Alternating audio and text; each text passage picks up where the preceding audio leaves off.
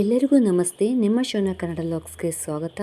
ಇವತ್ತಿನ ವಿಡಿಯೋದಲ್ಲಿ ನಾನು ಒಂದು ಕರಾವಳಿ ಸೈಡ್ ಸಿಗುವಂಥ ಒಣ ಶೆಟ್ಲಿಯ ಒಂದು ಚಟ್ನಿ ಪುಡಿ ಮಾಡಿ ತೋರಿಸ್ತಾ ಇದ್ದೀನಿ. ವಿಡಿಯೋ ಎಲ್ಲೂ ಸ್ಕಿಪ್ ಮಾಡದೆ ಕೊನೆ ತನಕ ನೋಡಿ. ವಿಡಿಯೋ ಇಷ್ಟ ಆದರೆ ಲೈಕ್ ಕಾಮೆಂಟ್ ಮಾಡೋದನ್ನು ಮರಿಬೇಡಿ. ಬನ್ನಿ ಹಾಗಿದ್ರೆ ಮಾಡೋದು ನೋಡೋಣ. ನಾನು ಇದು ಡ್ರೈ ಶೆಟ್ಲಿದು ಚಟ್ನಿ ಪುಡಿ ಮಾಡ್ಕೊಳ್ಳಿಕ್ಕೆ ನೋಡಿ ಒಂದು ಬೌಲಷ್ಟು ಶೆಟ್ಲಿ ತೊಗೊಂಡಿದ್ದೀನಿ, ಒಣ ಶೆಟ್ಲಿನ. ಇದು ಚೆನ್ನಾಗಿ ಫಸ್ಟಿಗೆ ಎಲ್ಲ ಕ್ಲೀನ್ ಮಾಡ್ಕೋಬೇಕು. ಅದರಲ್ಲಿ ಕಸ ಕಡ್ಡಿ ಎಲ್ಲ ಇರುತ್ತೆ, ಅದನ್ನು ನೀಟಾಗಿ ಕ್ಲೀನ್ ಮಾಡಿಕೊಂಡು ನಾವು ಒಂದು ಸಲ ವಾಶ್ ಮಾಡಿ ಸ್ವಲ್ಪ ಒಣಸ್ಕೊಂಡ್ರೆ ಈ ಥರ ಆಗುತ್ತೆ ನೋಡಿ. ಇದು ಸ್ವಲ್ಪ ದೊಡ್ಡ ಬೌಲು ಮತ್ತು ಚಿಕ್ಕ ಬೌಲ್ ಅಂತ ತಿಳ್ಕೊಬೇಡಿ. ದೊಡ್ಡ ಬೌಲಲ್ಲಿ ತೊಗೊಂಡಿದ್ದೀನಿ, ಅಂದರೆ ಒಂದು ಅರ್ಧ ಕೆಜಿ ಶೆಟ್ಲಿ ಇದೆ ಇದು. ಇದನ್ನು ನಾನು ಫಸ್ಟು ರೋಸ್ಟ್ ಮಾಡ್ಕೋತೀನಿ ನೋಡಿ. ಇದನ್ನು ಫಸ್ಟ್ ಡ್ರೈ ರೋಸ್ಟ್ ಮಾಡ್ಕೋಬೇಕು, ಯಾವುದೇ ಆಯಿಲ್ ಹಾಕೋ ಅವಶ್ಯಕತೆ ಇಲ್ಲ. ಹಾಗೆ ಡ್ರೈ ರೋಸ್ಟ್ ಆದರೆ ಸಾಕಾಗುತ್ತೆ ನಮಗೆ. ಈ ಒಂದು ಚಟ್ನಿ ಪುಡಿಯನ್ನು ನಾವು ತುಂಬ ದಿನಗಳವರೆಗೆ ಸ್ಟೋರ್ ಮಾಡಿ ಕೂಡ ಇಟ್ಕೋಬೋದು. ಬಿಸಿ ಬಿಸಿ ಅನ್ನದ ಜೊತೆ ಎಲ್ಲ ಕಲಿಸ್ಕೊಂಡು ತಿನ್ನಲಿಕ್ಕೆ ತುಂಬಾ ಚೆನ್ನಾಗಿರುತ್ತೆ ನೋಡಿ. ಇದು ಫುಲ್ಲು ಡ್ರೈ ಆಗಬೇಕು. ಯಾವ ರೀತಿ ಅಂದರೆ ಸ್ವಲ್ಪ ಬ್ರೌನಿಷ್ ಕಲರ್ ಬರೋ ತನಕ ನಾವು ಇದನ್ನು ಡ್ರೈ ರೋಸ್ಟ್ ಮಾಡ್ಕೋಬೇಕಾಗುತ್ತೆ. ನಮ್ಮ ಮಲೆನಾಡು ಸೈಡ್ ಆಗ್ಬೋದು, ಕರಾವಳಿ ಸೈಡ್ ಆಗ್ಬೋದು, ಈ ಒಂದು ಡ್ರೈ ಶೆಟ್ಲಿ ತುಂಬಾ ಸಿಗುತ್ತೆ. ಇದರಿಂದ ವಿವಿಧ ರೆಸಿಪಿಗಳನ್ನು ಕೂಡ ಮಾಡ್ಬೋದು. ಶೆಟ್ಲಿದು ಸುಕ್ಕ ಮಾಡ್ಕೋಬೋದು, ಹಾಗೆ ಶೆಟ್ಲಿದು ಚಟ್ನಿ ಪುಡಿ ಮಾಡಿ ಇಟ್ಕೊಂಡ್ರಂತೂ ತುಂಬ ದಿನ ಬರುತ್ತೆ. ಇದನ್ನು ವಿವಿಧ ರೀತಿಯಾಗಿ ಈ ರೆಸಿಪಿಗಳನ್ನ ಮಾಡಿ ಸವಿಬೋದು. ಕರಾವಳಿ ಸೈಡಂತೂ, ಈ ಮಂಗಳೂರು ಸೈಡಂತೂ ತುಂಬಾ ಜಾಸ್ತಿಯಾಗಿ ಸಿಗುತ್ತೆ.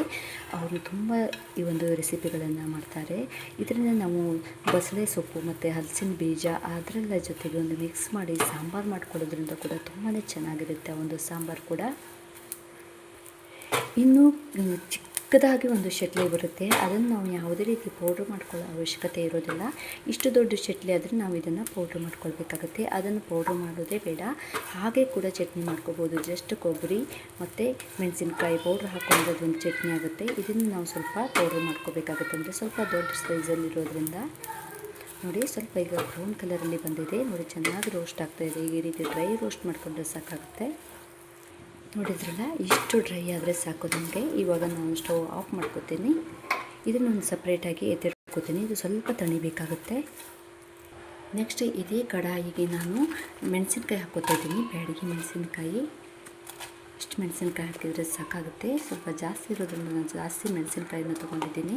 ಹಾಗೆ ಇದಕ್ಕೆ ಬೆಳ್ಳುಳ್ಳಿ ಕೂಡ ತೊಗೊಂಡಿದ್ದೀನಿ ನೋಡಿ. ಈ ಬೆಳ್ಳುಳ್ಳಿ ಕೂಡ ಇದರಲ್ಲಿ ಡ್ರೈ ರೋಸ್ಟ್ ಚೆನ್ನಾಗಿ ಬೇಯಬೇಕಾಗುತ್ತೆ. ಹಾಗೆ ಸ್ವಲ್ಪ ಜಾಸ್ತಿ ಹೊತ್ತು ಬೇಯಿಸ್ಕೋಬೇಕಾಗುತ್ತೆ ಬೆಳ್ಳುಳ್ಳಿ ಇರೋದ್ರಿಂದ. ಒಬ್ಬೊಬ್ಬರು ಬೆಳ್ಳುಳ್ಳಿ ಕೂಡ ಹಾಕೋತಾರೆ, ಇಲ್ಲಾಂದರೆ ಸ್ಕಿಪ್ ಮಾಡ್ಕೋಬೋದು ನಿಮಗೆ ಬೆಳ್ಳುಳ್ಳಿ ಏನಾದರೂ ಬೇಡ ಅಂದರೆ. ಇದು ಕೂಡ ಹಾಗೆ ಡ್ರೈ ರೋಸ್ಟ್ ಆಗಬೇಕು. ಇದಕ್ಕೆ ಕೂಡ ನಾವು ಯಾವುದೇ ಆಯಿಲನ್ನು ಕೂಡ ಆ್ಯಡ್ ಮಾಡೋ ಅವಶ್ಯಕತೆ ಇರೋದಿಲ್ಲ.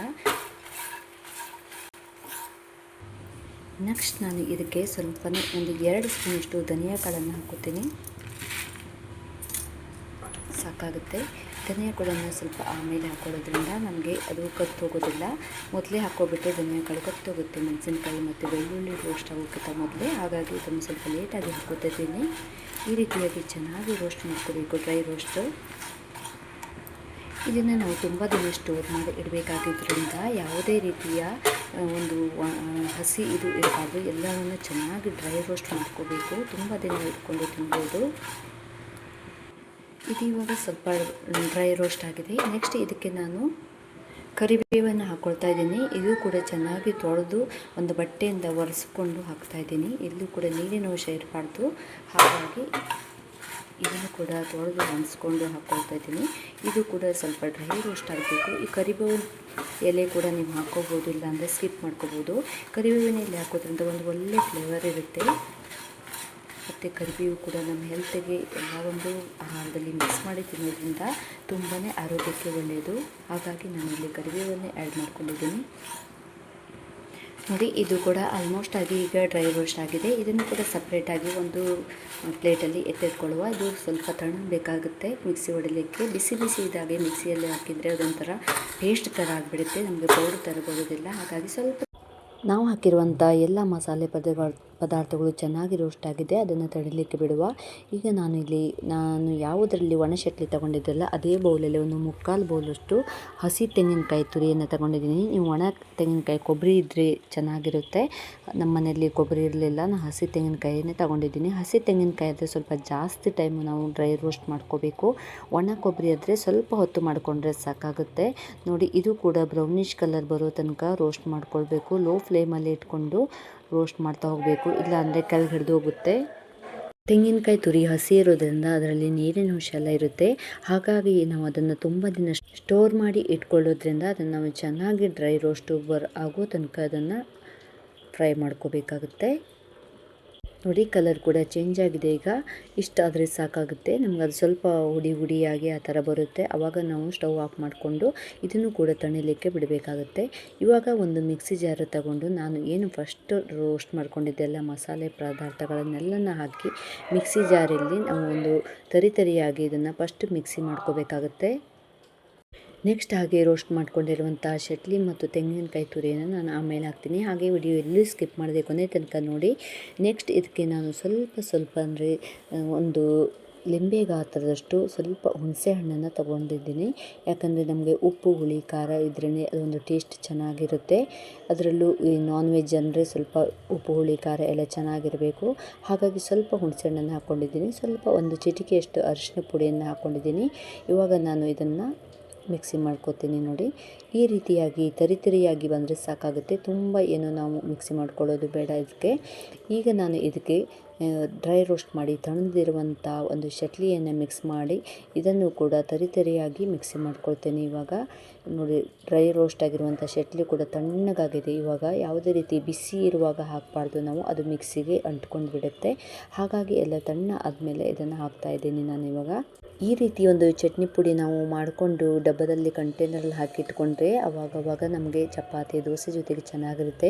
ಹಾಗೆ ಮಕ್ಕಳು ಏನಾದರೂ ಹಾಸ್ಟೆಲಲ್ಲೂ ಪಿ ಜಿಲಿ ಇದ್ದರೆ ನಮಗೆ ಅವರಿಗೆ ಈ ಡಬ್ಬದಲ್ಲಿ ಹಾಕಿಟ್ಕೊಟ್ಬಿಟ್ರೆ, ಈಗ ನಾನ್ ವೆಜ್ ತಿನ್ನೋ ಮಕ್ಕಳಿಗಂದರೆ ಇಲ್ಲಿ ನಾನ್ ವೆಜ್ ಅಲೋ ಇರೋದಿಲ್ಲಲ್ಲ, ಆವಾಗ ಈ ಒಂದು ಚಟ್ನಿ ಪುಡಿಯನ್ನು ಅವರು ಬಿಸಿ ಅನ್ನ ಜೊತೆ ಆಗಿರ್ಬೋದು, ಚಪಾತಿ ದೋಸೆ ಜೊತೆಗಾಗಿದ್ರೆ ತಿಂತಾಯಿದ್ರೆ ಅವರಿಗೆ ಒಂಥರ ಸಮಾಧಾನ ಅನಿಸುತ್ತೆ. ನೋಡಿ, ಇಷ್ಟು ತರಿಯಾಗಿ ಮಿಕ್ಸಿ ಮಾಡ್ಕೊಂಡಿದ್ದೀನಿ ನಾನು ಇವಾಗ. ನೆಕ್ಸ್ಟು ನಾನು ಇಲ್ಲಿ ತಣ್ಣಗಾಗಿರುವಂಥ ತೆಂಗಿನಕಾಯಿ ತುರಿಯನ್ನು ಮಿಕ್ಸ್ ಮಾಡ್ಕೊಳ್ತಾ ಇದ್ದೀನಿ. ಇದು ಕೂಡ ತಣ್ಣಗಾಗಿದೆ. ಇವಾಗ ಅದು ಚಟ್ಲಿ ಮತ್ತು ಮಸಾಲೆ ಎಲ್ಲ ತರಿಯಾಗಿ ಮಿಕ್ಸಿ ಮಾಡ್ಕೊಂಡಿದ್ದೆ ಅಲ್ವಾ.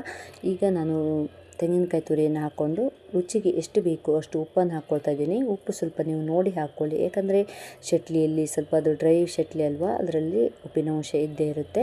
ಹಾಗಾಗಿ ನಾವು ಉಪ್ಪನ್ನು ನೋಡಿ ಹಾಕ್ಕೊಳ್ಬೇಕಾಗತ್ತೆ. ಇದನ್ನು ಕೂಡ ಆನ್ ಆಫ್ ಮಾಡಿದರೆ ಸಾಕಾಗುತ್ತೆ ಒಂದು ಸಲ. ನೋಡಿ, ಈ ಥರ ಚಟ್ನಿ ಪುಡಿ ರೆಡಿ ಆಗುತ್ತೆ. ನೋಡಿದ್ರಲ್ಲ ಫ್ರೆಂಡ್ಸ್, ತುಂಬಾ ಸಿಂಪಲ್ಲಾಗಿ ಒಂದು ಆರೋಗ್ಯಕರವಾದ ಚಟ್ನಿ ಪುಡಿ ರೆಡಿಯಾಗಿದೆ. ನೋಡಿ, ಯಾವುದೇ ರೀತಿ ನೀರಿನ ಅಂಶ ಕೂಡ ಇಲ್ಲ, ಅಷ್ಟು ಡ್ರೈ ಆಗಿ ಇದು ಪೌಡ್ರ್ ಥರ ಬಂದಿದೆ.